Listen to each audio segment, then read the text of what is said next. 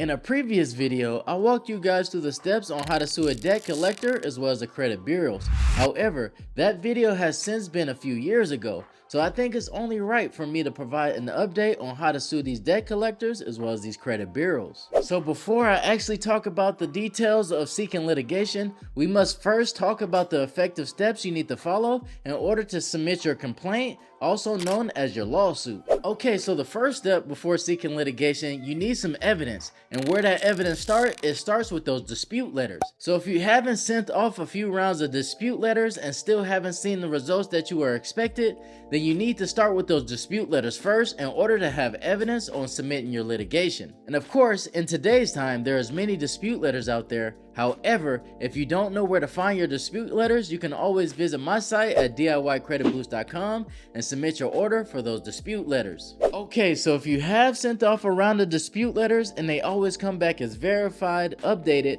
or they may even send you a stall letter explaining that they need you to send additional documents in order to verify your identity, then you want to follow this next step. So the next step is to submit your complaint with the Consumer Financial Protection Bureau, also known as the CFPB, and also don't forget to submit your complaints with the Better Business Bureau. And just about every credit guru out there will tell you to submit your complaint with the CFPB, which is correct. But I'll also advise the individuals to submit a complaint with the Better Business Bureau as well, because these companies hate when you do that because it affects their ratings as well as stay on their profile for at least 3 years. And when you submit your complaint with the Better Business Bureau, it tends to fall off faster than if you was to just submit it with the CFPB. But if you have no idea on how to find these websites to submit your complaints, I will attach those links in the description box below.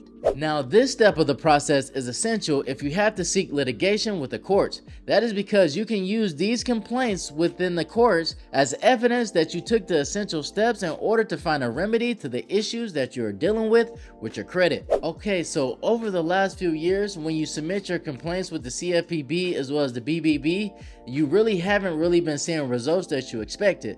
What a lot of these companies have been doing is pretty much taking your complaint, submitting a dispute or an investigation, and getting those results and posting it to the complaint and say that they have resolved your issue. And if you're an individual have experienced something like that, then that's when you want to seek the final step, which is to seek litigation within the local courts. Now, I can only give you basic details when submitting a complaint or a lawsuit with your local courts, mainly because every state has different laws when it comes to submitting a complaint and seeking litigation towards any issue. In many states, you can submit your lawsuits online. However, you need to follow the details of the court's websites explaining how you can submit those lawsuits as well as which courts you need to submit them to. In most cases, you will submit your complaint or your lawsuit with small claims court. However, if you have the option to submit it with the federal court, then I suggest that you submit it with the federal court over the small claims court. And the reason I say federal court over small claims court is because the Fair Credit Reporting Act has a higher jurisdiction when it comes to claims like this. Now, I know in many states it will be impossible or even difficult to represent yourself in federal court. And because of this, I advise that you seek legal advice from your local legal aid center,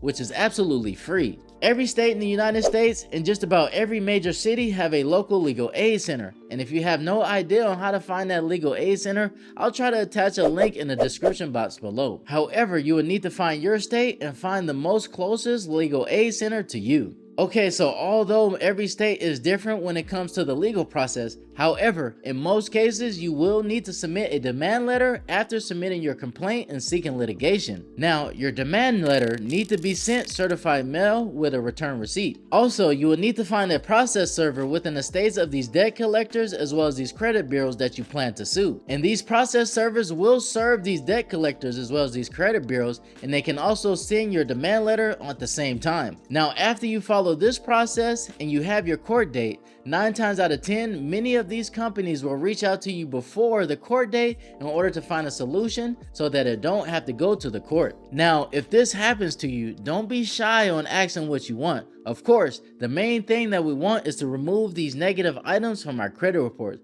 However, the Fair Credit Reporting Act also gives you options to seek financial gain and monetary gain for the hardship that you have been dealing with. Now, if you're horrible at negotiation, in many cases, They will try to offer you some monetary gain, but they will try to refuse on removing these negative items. Now, receiving the money is a plus. However, the most important part is removing those negative items from your credit report. That's why you should stay stern on your decision on getting these items removed from your credit report. Now, if you haven't received a solution from this negotiation, don't be afraid to take this lawsuit to the courts. Now, when you get to the courts, they will ask again, would you like to have mediation? Meaning, would you guys like to negotiate a solution before bringing this to the judge? However, there will be a mediator monitoring the process. Now, if you guys, once again, did not find a solution, then take it to the courts. Now, it is important to know, if any one of these companies does not show up for the court date, then you automatically win your case.